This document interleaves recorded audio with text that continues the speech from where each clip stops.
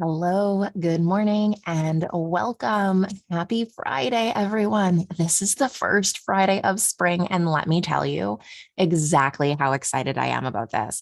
I am already mentally preparing my entire spring wardrobe to be pulled out of the catacombs of my closet because again, I am in Canada and we get a much later spring. Like we still have a couple feet of snow outside and it's melting slowly, very slowly, but it's melting. I can see a little bit of progress every day, and I am quite excited about this whole thing. So today we are talking about memory cues. I am in a great mood. We've got the sun shining. It's Friday. I've got my coffee. Hopefully you do as well. So again, what we're going to start off doing is we're going to talk about these memory cues. And then we are going to hop on over and chat about our weekly goals. I have already started working on my project for next week, which is the masterclass for the Absolutely Studying Academy. If you want to chat about that, we can do that a little bit later on. But first, let's just get into creating these memory cues before I go down the entire rabbit hole of all of the goodies I have been working on for the Absolutely Studying Academy. Because let me tell you, it's a big masterclass this month. So, 10 super simple ways to create memory cues for everything that you need to remember. So these are going to be tips for increasing memory by association. So the link for the study guide is down in the description if you need to create a study guide and put some of these memory cues, these tips for memory cues and mental associations to the test. But until then, let's just get into it. So, every time you meet a piece of data, it is stored in your brain. Retaining these facts is often not the real problem with recall, it's actually retrieving them. Finding the information in a mind filled with millions of puzzle pieces can sometimes be challenging.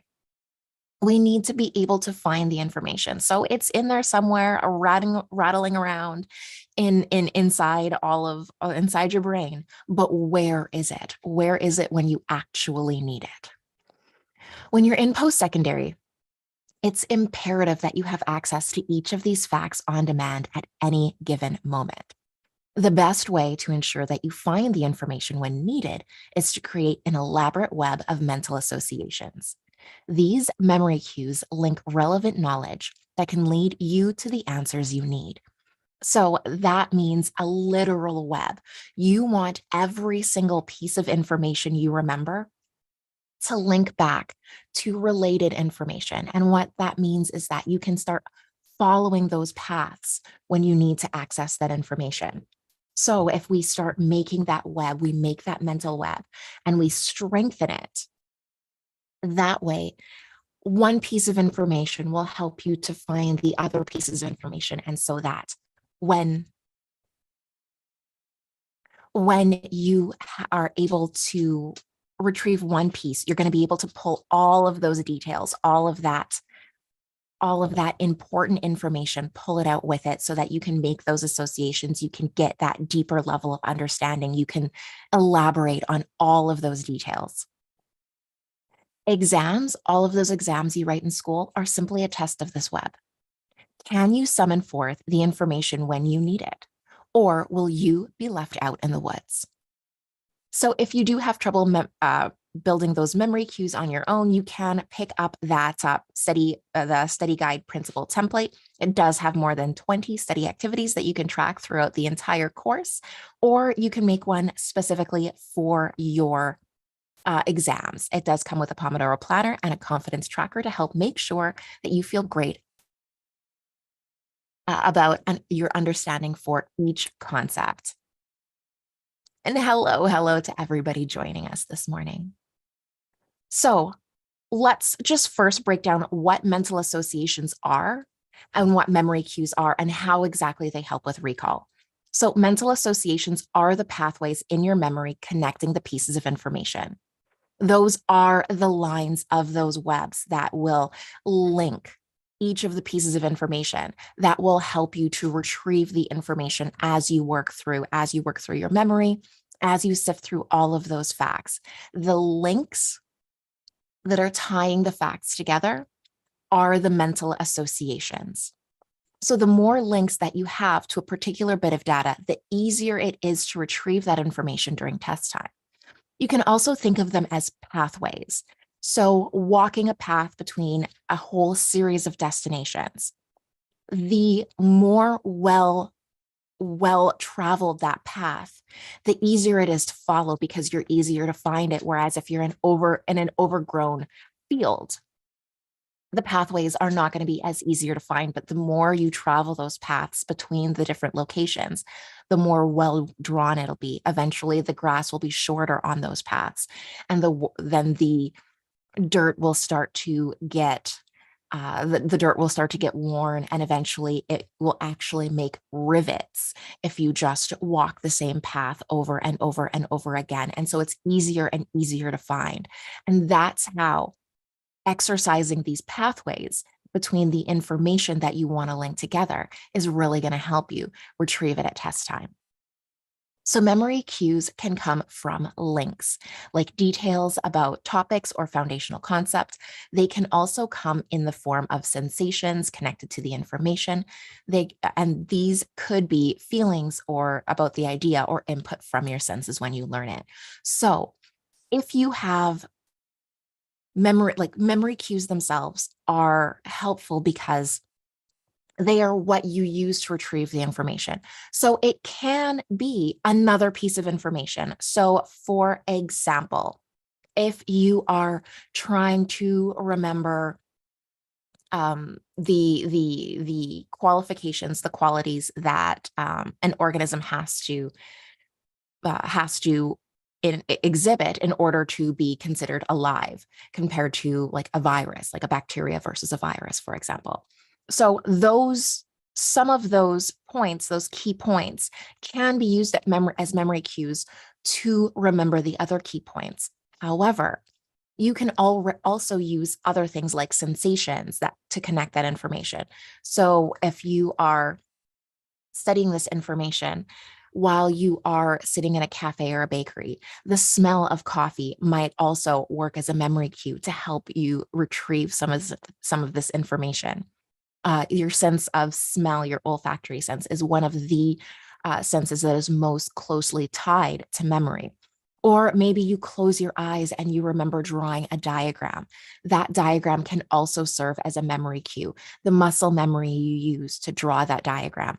So memory cues can be both facts and sensory input or memories, while mental associations are specifically the pathways between these memories and how well they're traveled. So these pathways look like a web. Each string can help guide you to the material you're trying to retrieve. Clearly, the more links to a piece of information has, the more likely you will be able to recover that knowledge during test time. The more links, the easier, faster, and stronger the recall. And so that's really the key for exam time, is that faster, easier, and stronger recall, rather than spending your time during exams or even when you're doing assignments, rather than spending that time trying to figure out how things fit together. If you have that strong recall, if those paths are well drawn between each other, and if your memory cues come quickly, then you're going to spend more time writing down and elaborating on your ideas and how they fit together, rather than trying to figure out what you want to say, because you'll have the information. It'll just be a matter of getting it down on paper. So now let's jump straight into it. What are 10 super simple ways to create these memory cues for everything that you need to remember? So mental associations are vital during test time. Having strong memory cues for the information you need to remember will help you remember it faster and in more detail. This is beneficial during test time when your ability to recognize and work with these concepts is quite literally examined. And again, once you pull one memory cue, if you have well defined those mental associations, you'll be able to pull everything with it.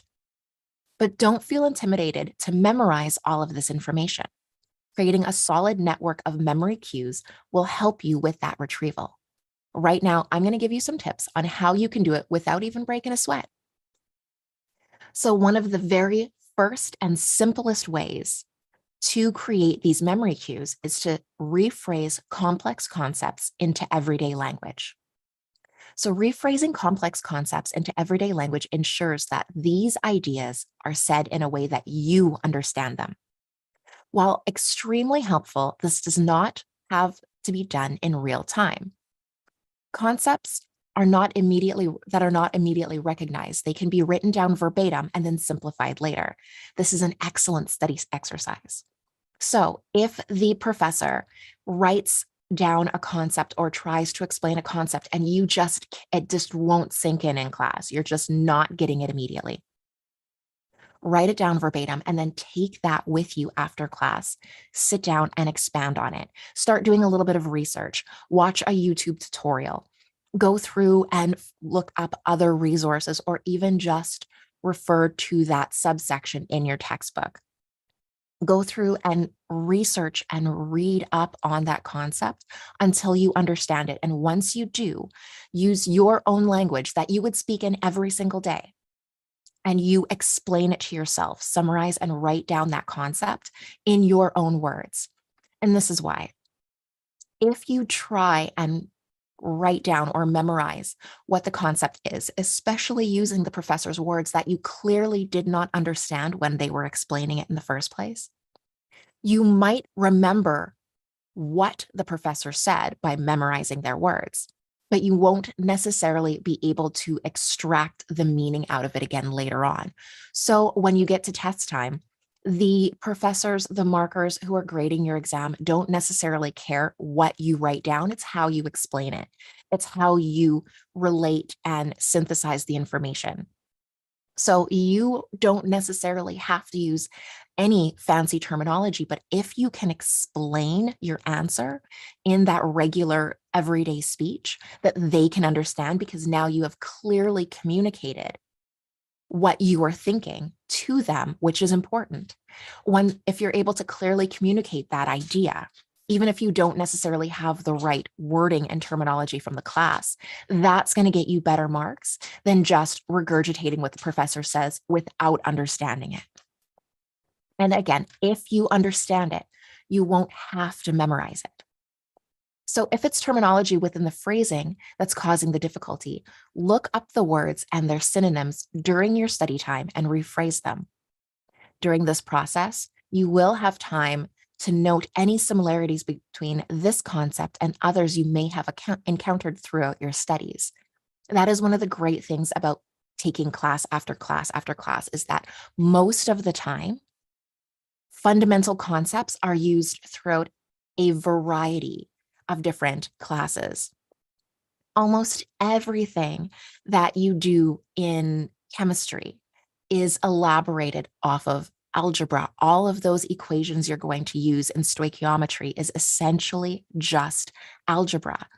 And so when you get to these higher concepts, you can often find a more fundamental concept that also uses the same base knowledge.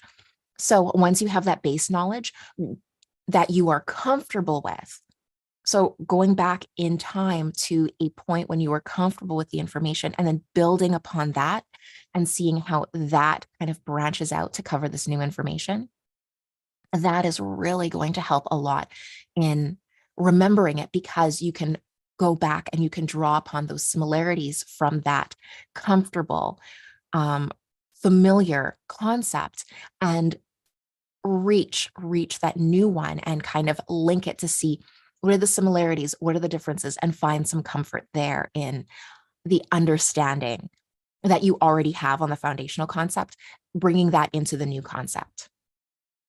Discovering synonyms or several ways to explain words and ideas will help link them to related one. This layering and cross-linking of notions are incredibly beneficial during recall. Now, these associated words can be used as a memory cue. So again, having a lot of different words that you can use to replace more complicated ones is one of the easiest ways to paraphrase. So again, if you have that verbatim concept and you wrote it down and you're not sure how to rephrase it, start by just going into the thesaurus, or start by just replacing difficult or cumbersome words with simple ones. Next, create visual images out of complex concepts. So for many of us, our memory is mainly visual, myself included. Creating diagrams to convey information can be beneficial in describing challenging concepts. Creating and drawing your own illustrations will link this information to your own personal memory markers. These illustrations are more beneficial than any pre-made diagram you Google. This has become because it tailors references directly to your own understanding. It will describe where the memory is located in your brain rather than forcing you to remember the diagram that someone else made. So this goes both with diagrams and things like doodles.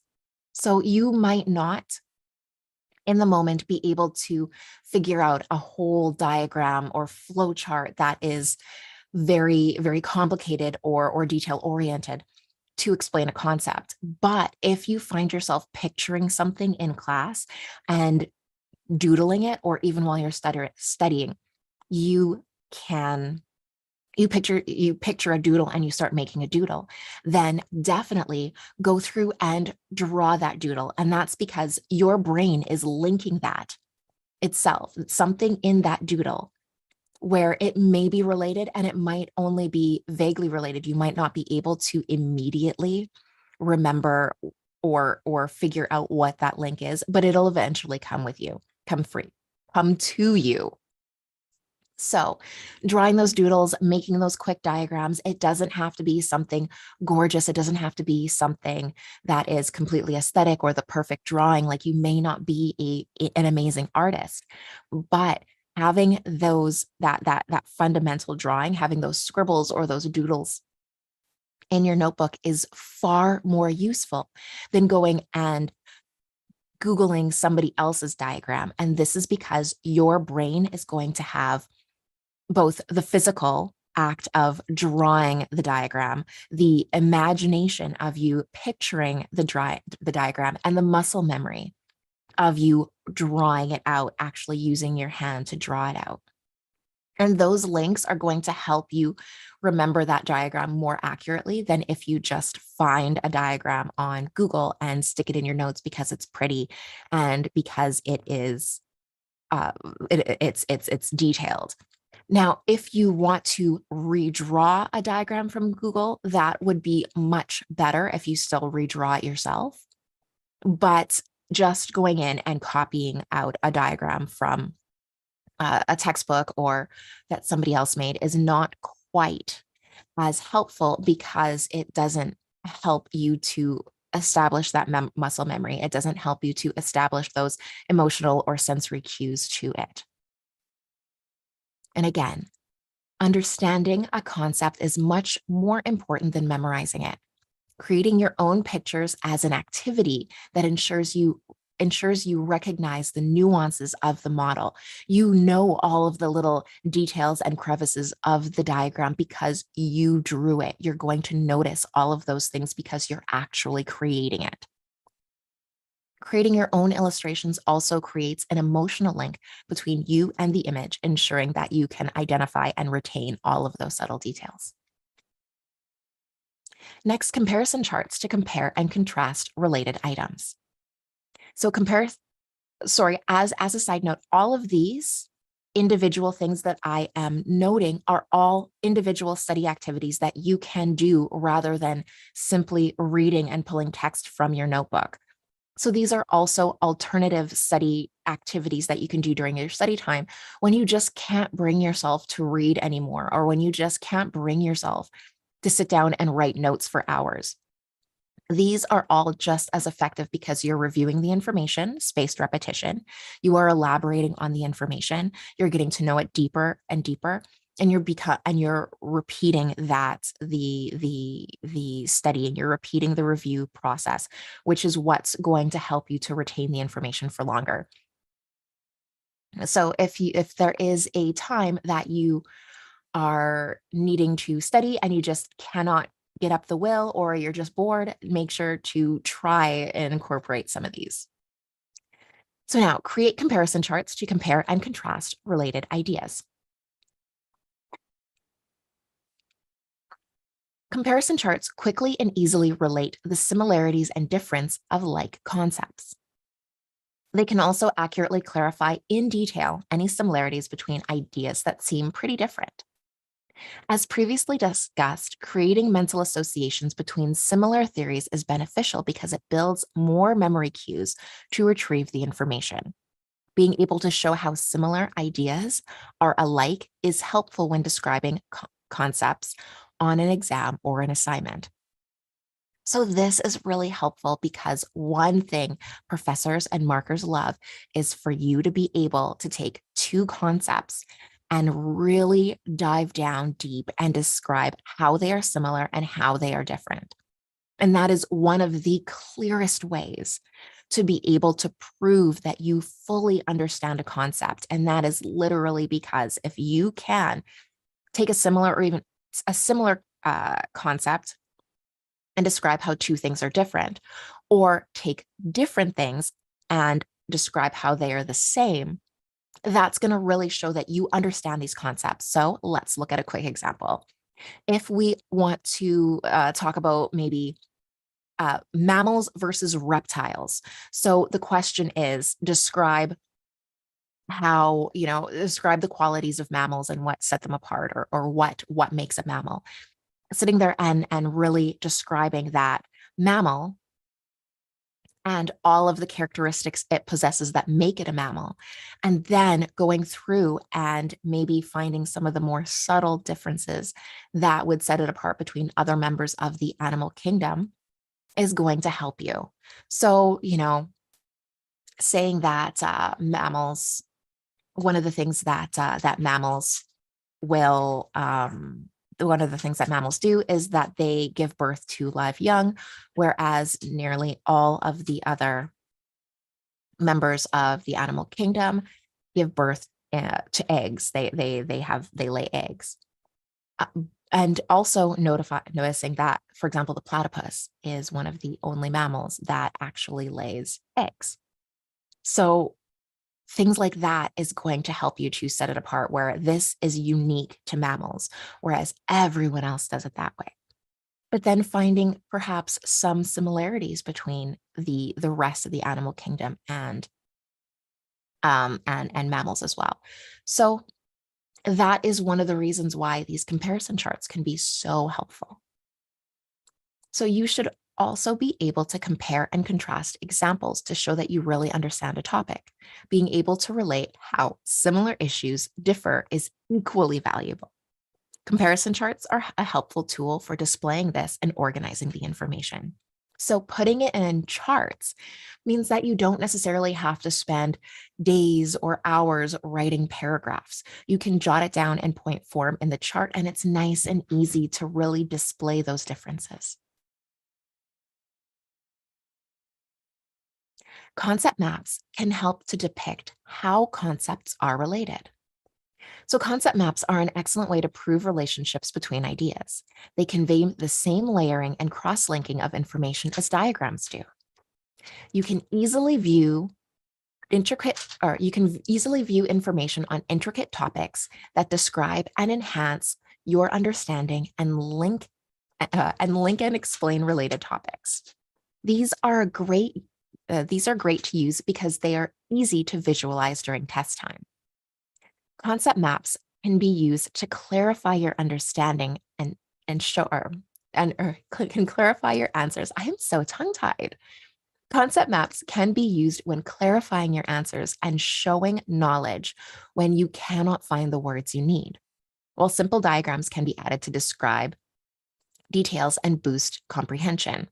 They are unnecessary. Because of this, concept maps are ideals for students with no artistic inclination. So concept maps are a top-down way of splitting information. So when you think of a concept map, think of a family tree where you have the big overarching ideas at the top, and they break down into their fundamental components, and those individually break down. And those individually break down. Whereas a mind map kind of starts in the middle and splats out in more random ways where you are just breaking things down and capturing ideas. Concepts are quite organized in their top-down structure.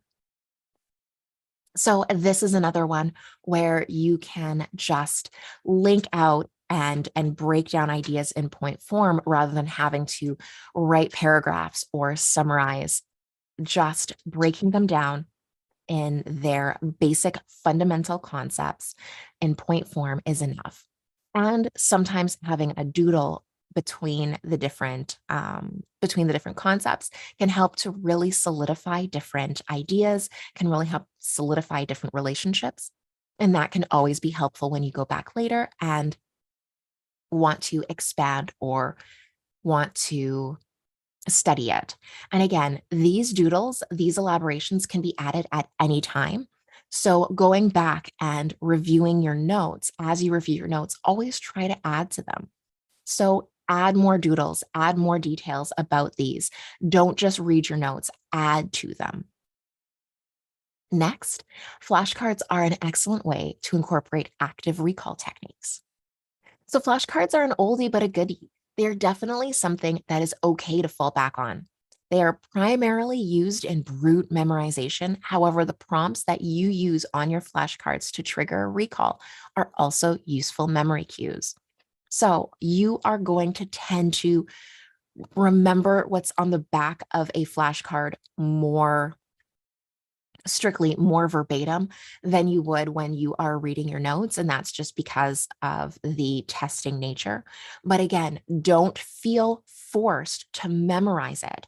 It's still better to explain the answer than it is to memorize what's on the back of the card. So don't feel just because you've made flashcards that you have to memorize them. When using flashcards, be sure to make various prompts for each piece of information you're trying to memorize. This will ensure many links back to the concept that you need to remember. It will also help you in recalling with ease when you need to. So when you are making flashcards, make sure to phrase the question in several different ways. So you might want to use true and false questions. You might want to use multiple choice questions. You might want to use short answer or open-ended long answer questions on your flashcard. And then on the back, have the answer. And this is also going to help you to avoid memorizing what's on the back of the card and help you to elaborate and remember the key details in your own words. It's also going to help you to better prepare for the exam because, frankly, you don't know what's going to be on the exam verbatim. You don't know the exact questions or how they're phrased. So having a variety of ways that each prompt, each concept is asked of you is going to help you to prepare for the different phrasing, the different ways that the questions are going to be phrased when it does come to exam time. Next, connect different ideas across a variety of subjects. So connecting contrasting ideas and how they relate is an excellent way to layer your knowledge of a problematic concept. Knowing these facts are similar, as well as how they differ, can be extremely handy. When you need to give a long answer on a test, the more aspects of understanding that you can show, the more marks you are likely to receive. So one of the examples of that I've already used, for example, is stoichiometry. This is chemistry when you're trying to balance an equation, but essentially it is just, in its purest form, it's just algebra. So this is connecting the two concepts. If you try to just figure out stoichiometry without going back and falling on your knowledge of algebra, it's going to be a problem. So being able to really rely on that base knowledge is going to help you with moving forward. But that also goes across other subjects. If you are going to be studying, say, archaeology or something like that, going back and being able to rely on information you learned in geology, information you learned in ecology, information you learned in biology. All of these concepts are married and they depend on each other. So being able to find links across different subjects that you might be taking is going to be really, really helpful. So if you are strong in one area, one topic, say you're strong in biology, but you're weak in chemistry, trying to go and fall back on concepts that are similar in these other classes is going to help you to thrive in the classes that you are having trouble with. If you can find similarities between the concepts, it can sometimes help you to understand and retain the information better. So remember, it's often not enough just to give the correct answer. Demonstrating how and why you got that answer, along with supporting facts, is often worth more than the solution alone. This might be the most important lesson you've ever learned in math class, and it applies to your entire post-secondary career. So in math class, I'm sure you remember all through elementary, all through high school, and even in post-secondary, they're always telling you, show your work, show your work. If a math problem is out of 5 marks, simply putting the answer is 12 is not going to be enough. There's going to be marks for using the correct equation to get that answer. There's going to be another mark for correctly using the order of operations. There's going to be marks throughout as you complete the different steps of the equation. And the answer itself is only worth 1 piece. So you can get in math class, for example, you can get every single answer correct on your exam. But if you didn't elaborate on any of those answers, you're still going to fail miserably. Oftentimes, if you can explain an answer thoroughly enough, that's going to be worth more marks than just the answer alone. So for another example, going through and talking about those, for example, what makes a mammal separate from unique amongst all of the animal kingdoms, being able to go through and describe each of the qualities that make mammals unique and describe why it makes them unique is going to be much better than just a list of 5 individual words that just give you the point form. So being able to elaborate those answers clearly and communicate your thought process fully is going to be worth much more, and you're going to be much more likely to get those full marks. Next, use color coding to organize your notes. So since memory is so often visual, being able to encode and file specific facts together is hugely beneficial. We can extend these visual memory cues far beyond diagrams and concept maps. After editing, revising, and completing your final notes, whether handwritten or typed, classify important information by color coding your highlighting. Be sure to continue this trend across all of your classes throughout your university career. Use one color for vocabulary, another for dates, and a third for theories or hypotheses. Depending on your major, you might also want to add more colors for essential people or locations. So this is going to help you add context to your notes without ever having to read them. So I do color coding for not only my lecture notes, not only my final notes that I take in my laptop or in my notebook, but I will also color code the information in my textbook. And that's because when you are reviewing, it's going to help you, again, add context to your notes. So I use pink for vocabulary. So every single time I see pink in my textbook or pink in my notes, I know that that is a word that I have to become familiar with. So it might be terminology. It might be a word that the author or my instructor uses often that I myself don't use in everyday speech. And now I need to become comfortable with them using that word.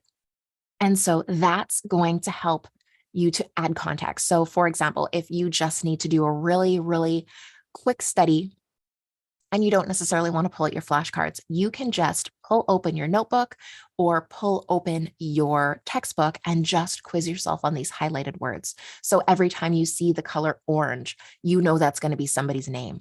So, you see the color orange, you see a name. Who is that person? Test yourself. Can you remember without reading the rest of the sentence? Then you can find dates or theories or hypotheses. Yellow I use for important points. So going through and looking for this area, looking for these colors, you're going to know just by seeing the color before you read the words what that's going to tell you. So the context of what it's going to tell you, if it's going to be a person, a date, a theory, and that's going to help. So now it's also going to help you by classifying in your mind all of this information together. So in your brain, you will, if you use this same color coding throughout all of your classes through your entire post-secondary career, even starting in high school, if you use this color coding method, it's going to also help you to classify all of this information together because it's linked by color.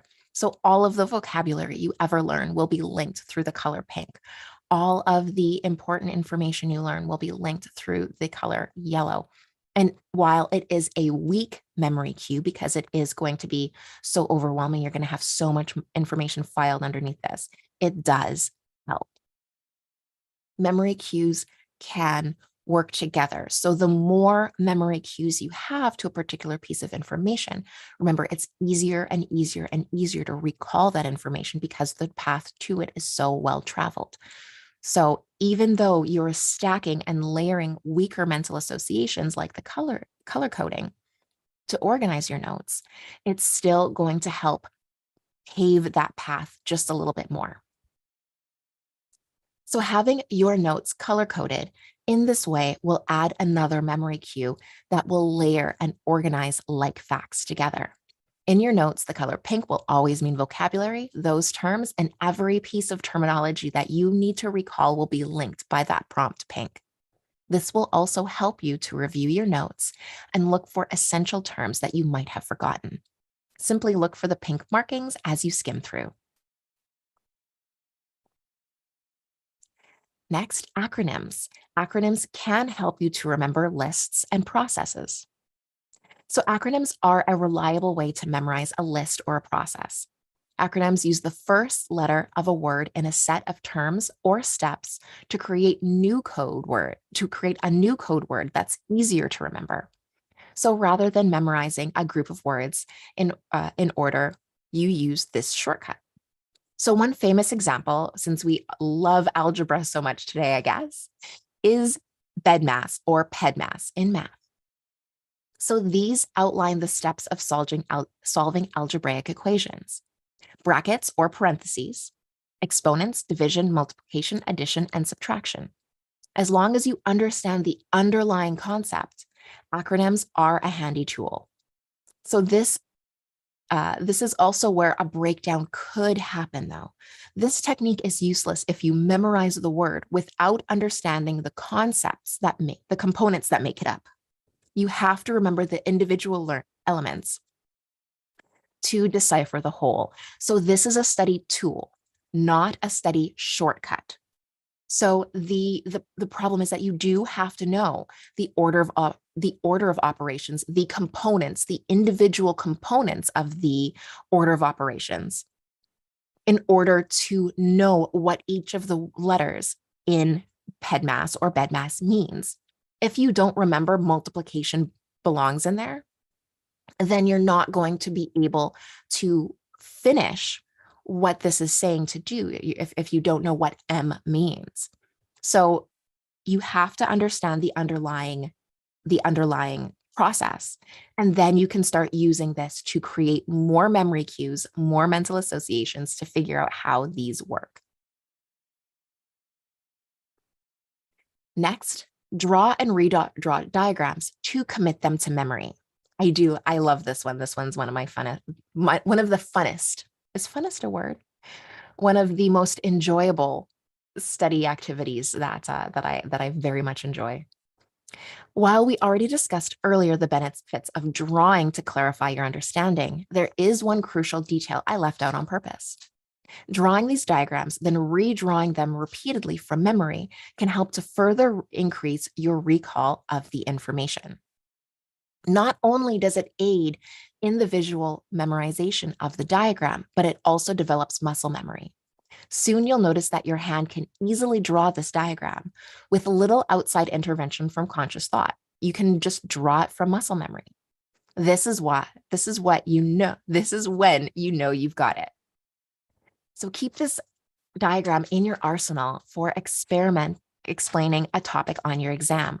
Professors love sketches because they convey information clearly with little room for miscommunication. Consider adding these sketches to long answers to make them explicitly clear. Often wording cannot come across as such, or our writing can get messy when rushed. So if you have a long answer question and you whip out a diagram that perfectly explains your answer, and you start labeling and pointing to things and using flowcharts or diagrams that do like a flow or a concept, that is going to be so much easier than writing pages and pages and pages and pages of explanation. It's going to be easier. It's going to be faster. It's going to reduce the possibility of you ending up with writer's block from writing so much. And it's going to very clearly convey the information that you have been studying for weeks and months so that they know exactly what you're trying to say.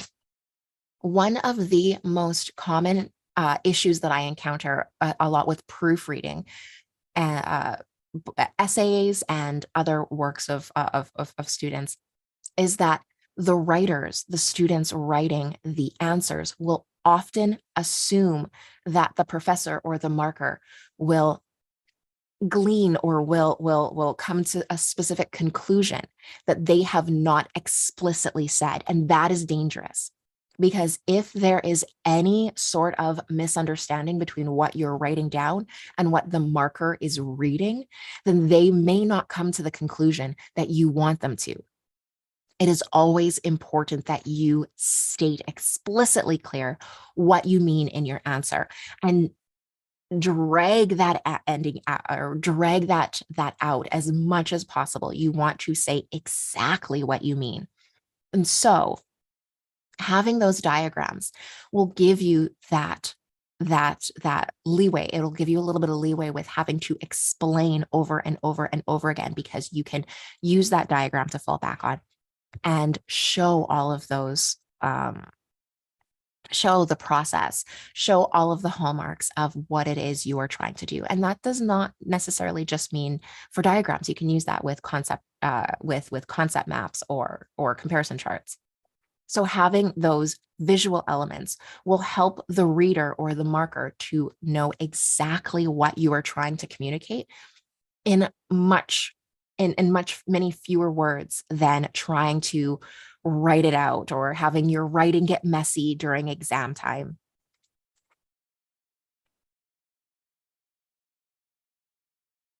Next, test yourself regularly and audit any gaps in your memory or understanding. Testing yourself at face value may not seem to be a great way to create memory cues, but stay with me for a moment and let me explain. Testing yourself will quickly tell you what information you know and what you do not know. Furthermore, it will show you what information you are not confident in or struggling with.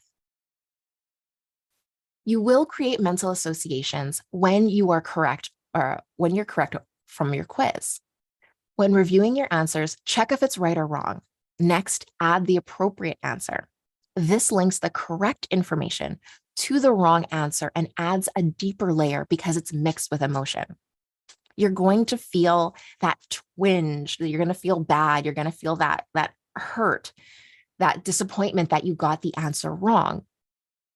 And you're going to remember that the next time you see an answer that is the same, you see that question again, you're going to remember how you got it wrong the first time. And then that's going to help you pull out the correct information if you correct your practice test answers. So now the solution will be combined with that feeling you felt while writing the answer and the sensation of getting it either right or wrong. These emotions will lead you to the correct answer. This is just one of the reasons why correcting your exams and assignments is so important. When you write your final, you will remember reading the wrong answer and the comments explaining why it is wrong. When you're also going to remember the effort you put into looking up the right solution so that you could correct the information and amend your understanding. These associations really drive this information home and will keep it in the forefront of your mind when you read it most. So those emotions will be a mental association unto themselves. Creating these mental associations will help root and make triggering recall much easier when it matters the most. When you're sitting in the exam hall, time is at a disadvantage. It's imperative that every call is easy and the answers are fluent. Having an abundance of memory cues will help you to find the information in your memory. Is the best way to facilitate this. These facts will flow freely and you can access them. These strategies will also help to accelerate this. So if you do need help creating a study guide, make sure that you do pick up that free study guide template. It is on the website here. The link for this article, as well as that study guide template, are in the description below if you do need them. However, we are going to first have a sip of coffee, and then we're going to jump into our weekly goal setting because weekly goals need to be made. I am on a deadline. And I'm sure you are too. So let me just pull open my goal setting workbook. If you don't already have this goal setting workbook, it is also linked down in the description of this video. Let me just share. Let me do a new share. Let me share this so you can see what I'm looking at. Let's have some coffee.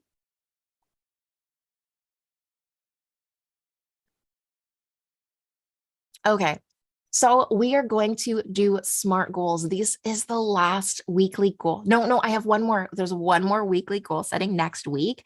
Next month, if you are in the Absolutely Studying Academy, I believe next Wednesday or Thursday, we are doing our monthly goal setting. And that is in the private members only. That'll be a private members only live stream. You can get more. I think I linked the Absolutely Studying Academy down in the description as well. So you can get more information there if you are interested in that. Right now, all of my weekly goals for this week are all about getting that masterclass ready and out there. So you will be seeing if you're on my newsletter list, you will see the April events for Absolutely Studying Academy coming out pretty quickly. But we're working on the masterclass for why am I stuck in November? Why do I want to say November? The masterclass for April is going to be all about note-taking, specifically note-taking in lecture. So we're going to dive so deep into how to take effective notes, what to do with those notes, how to do it properly, should you use technology, all of those things. I think it's about 4 or 5 modules, if I remember correctly. And we are going deep, in depth, and that is only available if you are in the Absolutely Studying Academy. So if you do want information on that, make sure to head down into the description. So goal setting, let's do our weekly goals. So, oh, wait, where is my planner? Planners be planning.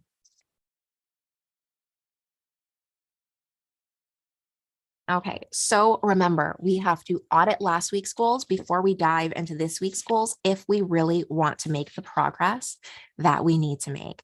So my goals, I set 3 goals for last week. And I actually did them. If you were with me last week, you would have, oh no, last week I took the week off. I did take some self-care. But the week before, I had not hit my goals. Last week, I did hit my goals. But the week before was the last time we did a live stream, and I did not hit my goals. I chose to fall short and kind of take care of myself because I think I was a little bit burnt out from that huge study challenge that I did in February. I was a little bit burnt out. It was a lot of work, but I'm back and swinging now. So I wanted to finish up all of my April content for the website. That's all done and posted. I'm super excited about that. Oh, no, we're going down to last week's goals. Last week. Okay, what were last week's goals? I also wanted to launch the writing competition. I am going to be, I have partnered with a local charity from where I grew up to offer a scholarship. So I am super excited about that. I, of course, because you know how much I love writing and love essays, I decided that I was going to sponsor the essay writing competition scholarship. It is open for students in the city, well, in the province that I grew up in. It's a local scholarship. I think it's $2,000. I'm super excited. So if you are in British Columbia, Canada, you can check that out at jrbaa.org. They are the Junior Black Achievement Awards, and that is where the scholarship is being held and distributed. So I'm so proud of that. This is the first year I'm hoping to be able to go through and sponsor it every single year going forward. And yeah, that's kind of where I get to help begin my outreach. And then working on my March masterclass. I'm going to, after I leave today, I have a whole day lined up of filming. So I'm doing this. And then after I leave here, I am going to go film that masterclass. Next week, I am going to edit it, and it's going to be live for April 1st. So I am very excited about that. And that was all my goals for last week. Very big goals, very, very, very ambitious goals. And I am really proud that I was actually able to stick to them and break it down. So if you want to share your goals for last week or for this week, make sure that you are very, very welcome to. You can pop them down in the comments, or you can DM me on Instagram if you are shy. I know some people don't like to broadcast their goals but it is it's always helpful. It's always helpful to actually go and share your goals, which is the whole reason why I had established the Absolutely Study Academy. I already had the digital course, and I just found that a lot of the students needed and wanted a little bit more of that community support. Maybe they didn't have the support locally, or they were too shy to reach out locally. So we have the community, we have the Facebook group and everything, so that we can be there and support each other in making our goals and setting our goals and achieving our goals and working through that negative self-talk that will sometimes try and hinder you from making the progress you need. So next question is, were you able to balance the schedule? Yes, this week I was very, very much able to balance the schedule. And I was actually very proud of myself. I did take a couple days where I finished up a little bit early, so that I could have a little bit of extra time off. So if I completed all of my to-dos for the day, I had a little bit of extra time. So I feel like I did good with balancing my schedule this week. And how many were you able to complete? I set 3 goals. I completed them. Again, they were big goals, they are ambitious goals, but I am a firm believer in setting a few very intentional goals, 3 to 5 very intentional goals, and being able to accomplish those and using those as a point to accomplish more than, having 12 small, tiny goals and being overwhelmed with trying to keep up with all of them. Where did you find yourself falling short? I did not. I accomplished everything I needed to this week. I did really good. I was very proud of myself. So what worked? Setting aside time, taking the first 15 minutes of every single day and planning out how my day was going to work. Those kinds of things work for me. They always work for me. They are kind of my fallbacks. That strategy works very well for me. What went wrong? Um, I have been tired, and so I have been going to bed early this week. However, it has turned into a little bit of a vicious cycle. So I've been going to bed early because I'm so tired by the evening. But then I get like 3 or 4 hours of really good sleep, and then I'm up at 2 o'clock in the morning or 3 o'clock in the morning, and I'm up for a good hour. So I'm going to have to at some point fix my sleep schedule. But it gives me some quiet time to watch, a movie or watch a couple videos. So it hasn't been too detrimental. I don't actually get up and wander around the house. I kind of use it for some quiet reflection time. Was it avoidable? Um, yeah, I could definitely fix my sleep schedule. That is 100% on me. Have I done anything to fix it so far? No. And what will you do again? I will continue to have my 15 minutes of planning in the morning. That is the most effective thing for me, is sitting down every morning with my planner, writing out how I'm going to spend that day. If I have too many things for that day, distributing those extra duties throughout the week, and just spending that first 15 minutes of my day with my coffee in quiet reflection of how I'm going to spend it. That always works for me. Um, Also, time chunking on days that I am feeling overwhelmed or feeling like I am not able to get all of my ducks in a row, that I'm not able to organize my time efficiently. Actually blocking off time in my schedule that I am going to do this task for this amount of time, and then I am going to close it down and move on to the next task. That method of time chunking works really well for me. And so what will you do differently? This next week, I don't think I'm going to do anything very differently.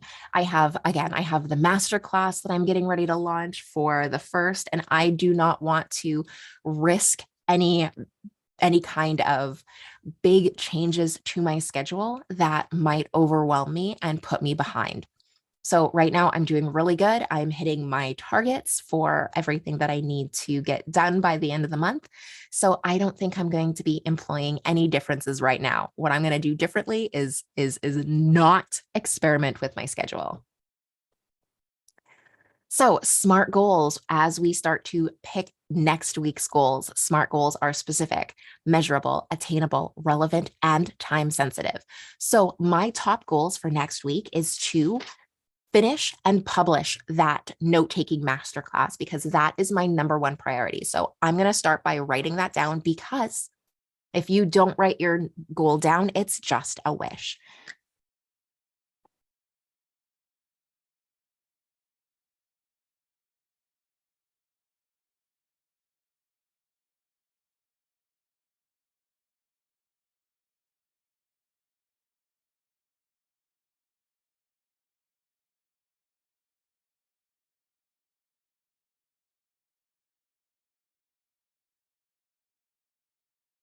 The next thing, I want to make sure that I've refined and posted all of the contents and stuff like that that I'm going to be doing for this next week.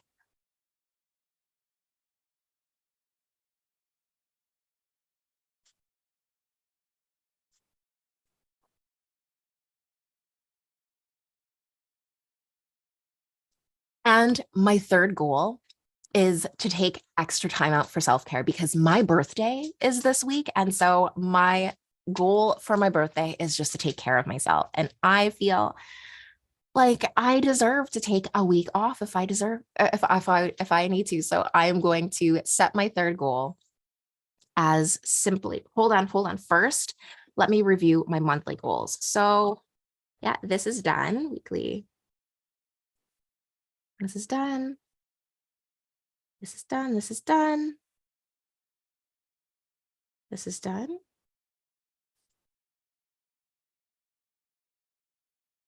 This is done.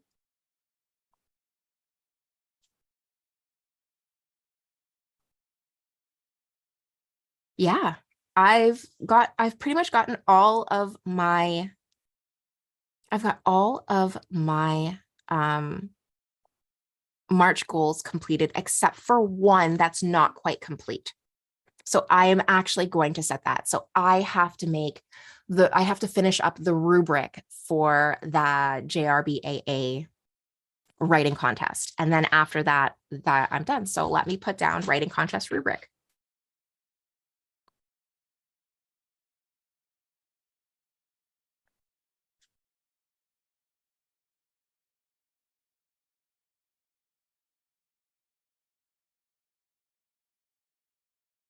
Okay, so that is 3 goals for me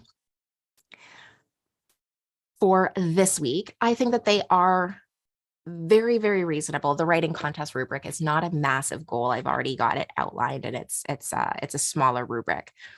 So that, and yeah, so I'm going to have those 3. Those are my 3 goals. And I am just going to focus on them and take the rest of the time off. So how are these goals going to help me big picture? Well, me finishing my masterclass really helps me to support my students in the Absolutely Studying Academy. And they are right now, they are a huge priority to me to make sure that they are, while we're right now in the pre-launch, they are, that is important to me to get that up and running and all of the kinks worked out. So that's important to me. How will you reward yourself when you meet these expectations? Well, I hit the 3 smaller goals. So I've already mentioned that I'm going to take the rest of the week off once I get these 3 things done. Let's make a plan to succeed. So if you do have this workbook, again, it's linked down in the description. It's free. It doesn't cost anything. You can just print it off. You can break up your tasks. This is what I do in the morning. Every 15 minutes in the morning, I will sit down and I will go through and I will figure out what tasks I'm going to tackle in a particular day. I will write down and set aside time for it. And I try to make them as short as possible so that I can distribute them throughout the day, throughout the week, and be able to really be intentional and specific about how I spend my time so that I'm not setting aside a whole bunch of time and not using it. Okay, so that brings us to the end of our goal planning portion. Here, let me just grab a sneak peek of the thing, because I've been talking about it so much, I might as well actually show you guys what it is. Here, let me actually show you guys, because I keep talking about the Absolutely Studying Academy. I just keep bringing it up over and over again. So I'm just going to show you. So this is the landing page for the Absolutely Studying Academy. It is in the it's in the description, and we are in the soft launch. So it is literally the my digital course and studying community. So it comes with a full digital course that shows you all of the that teaches you all of the essential study skills. We go through note taking, we go through reading strategies, we go through getting organized, goal setting, how to become a successful student. All of those things are that digital course is included. And then it also comes with a whole bunch of promotions and most importantly, the accountability community. So where is it? Where is it? Here we go. So you learn techniques suited to your learning style, discovering how to get organized and stay productive, design a reading strategy to improve your understanding, how to structure your notes. So there comes with a ton of activities. And then we do have monthly events. So the first of the month, we have the masterclass, which is what I'm working on right now. And like I said, this month is going to be about taking notes from lecture, specifically from lecture. But again, you can take those from those skills can be translated to the textbooks, but I find that people are most nervous about their lecture notes. So I really, really wanted to dive into that really deep first so that You know exactly all of the best techniques to make to get proper lecture notes. This month we also do a live lesson every month. We also have our monthly goal setting at the end of the month. So that monthly goal setting is actually going to be next week, and that is a members only event. So that is linked in the actual Absolutely Studying Academy portal. So I keep talking about my goals because I am working and focusing so hard on getting the content and getting everything for the for the for the masterclass, and that's my big focus today. And I'm just so excited that it's actually live and we're in pre-launch. And so right now I'm talking about it here, but right now I've actually only offered it to people who are already part of the community.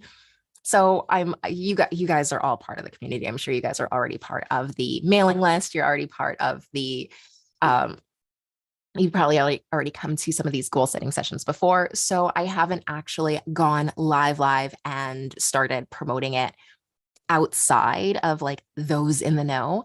So we're in the soft launch. There are some, if you are on the mailing list, I'm going to be emailing out the itinerary for the month, as well as the highlights for the masterclass. And then there's also going to be a special code. So watch out, because there is going to be a special code to sign up for the soft launch. So the soft launch is right now it is $7, but if you're on the email list, you'll also get a code to make it even less. So that's exciting. And again, that's because for the soft launch, I want to be able to get all of your feedback to make it the best community possible and be able to provide the support that you guys need and not just what I think you need. And so right now, all of the members are really going to play a vital role in refining and fine tuning the offerings and what we're doing and the events that we hold every month. And so I'm really, really excited about that. Okay, but here we are. We've been going on for over an hour. I have been just chatting away. I'm sorry, your ears are probably falling off. So I will leave it there. As always, my contact information is down in the description. If you want to contact me, email me, DM me on Instagram, on Twitter. I am everywhere on socials at Absolutely Studying. And I love hearing from you. You don't need a reason to email me. If you have a question, just pop it over. I love answering them. You don't have to be in the academy to email me. It's okay. I love answering questions. If you want to share your goals for the week, definitely send those to me as well. I do love popping in and just checking on how people are doing on their progress, because accountability, having an accountability partner, having somebody in it with you to help push you through and help you to get that motivation, having somebody hold your feet to the flames and keep you accountable to making progress is so important, is so vital, not only for you, but for me. That's why when we do these weekly live streams, I share my goals as well. All of these things are going to help you make your journey, make your achieving your goals and stuff. That is all going to be so much more attainable because you are doing it together with someone else. So until next week, I hope you have an amazing adventure. Please like this video and subscribe if you have not already. Okay, I'm going to end there. Have an amazing adventure.